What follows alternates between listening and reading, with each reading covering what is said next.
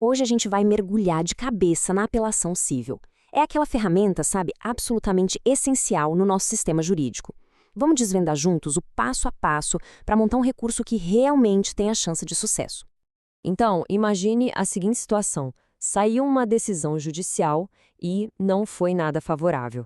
É um momento complicado, né, que exige uma ação muito precisa, uma ação certeira. E a boa notícia é que o nosso sistema legal, sim, ele oferece um caminho para esses casos. E que caminho é esse? Bom, ele tem nome e sobrenome: apelação cível.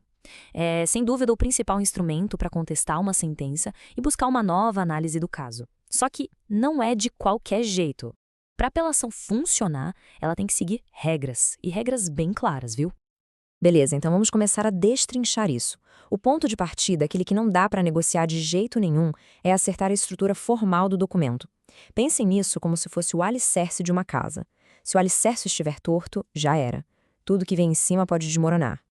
O nosso Código de Processo Civil, ele é bem direto. A petição tem que ter 4 pilares fundamentais. Primeiro, tudo por escrito, em bom e claro português, nada de recurso falado, tá? Segundo, o endereçamento tem que ser certinho, direto para o juiz ou para o tribunal que deu a sentença lá na origem. Terceiro ponto, identificar as partes sem erro. Quem está recorrendo é o apelante e a outra parte, o apelado. E para fechar, quarto, tem que ter um resumo, bem conciso mesmo, dos fatos e do direito que estão sendo discutidos ali no processo. Ok, com o esqueleto do documento montado, agora a gente chega no coração, na alma do recurso, a argumentação jurídica. E olha, aqui tem um detalhe que muda tudo. Aquela famosa frase, a ordem dos fatores não altera o produto, esquece. Aqui, altera e como. A lei exige uma ordem, uma sequência lógica específica para apresentar os argumentos. E qual é a base de tudo isso? É simples, na verdade.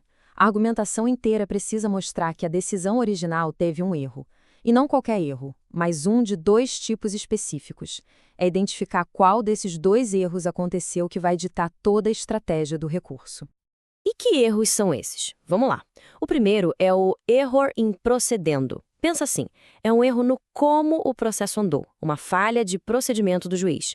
O segundo é o erro in judicando. Esse já é um erro no que foi decidido, uma falha de julgamento, de interpretação da lei ou dos fatos. Resumindo, um é sobre a forma, o outro é sobre o conteúdo. Bem diferente, né? Mas atenção, porque aqui está o pulo do gato. Não adianta só achar o erro, não mesmo.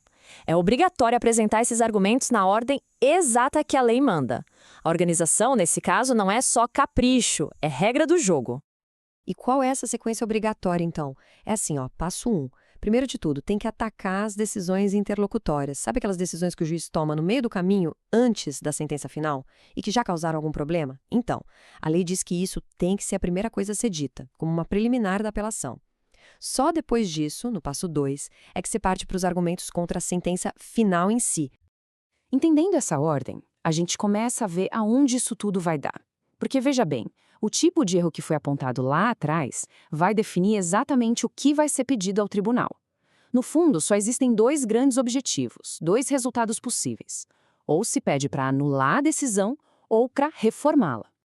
E a diferença é gigante. Se o problema foi um erro de procedimento, um error in proceedendo, o que se pede? A anulação da decisão.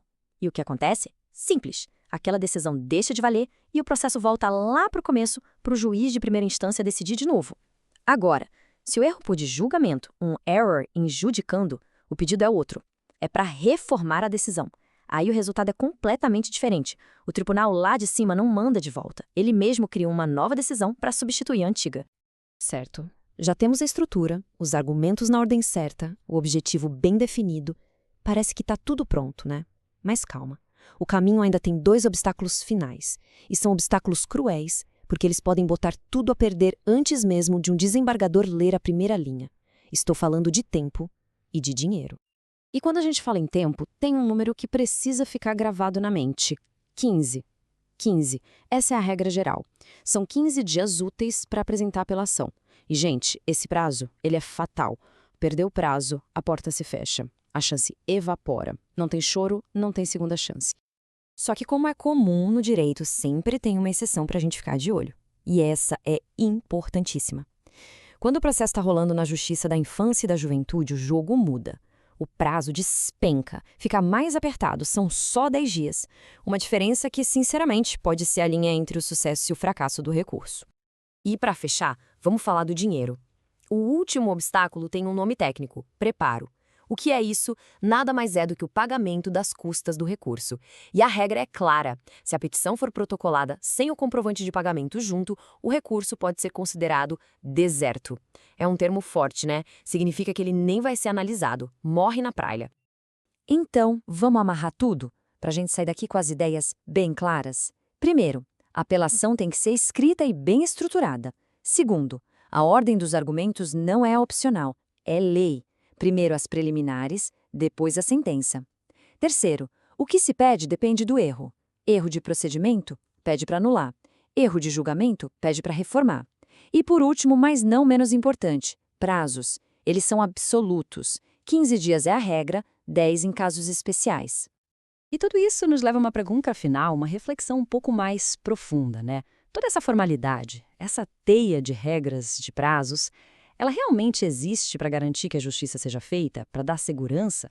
Ou será que, às vezes, todo esse rigor acaba, ironicamente, virando uma barreira para o próprio direito? Fica aí a provocação para a gente pensar.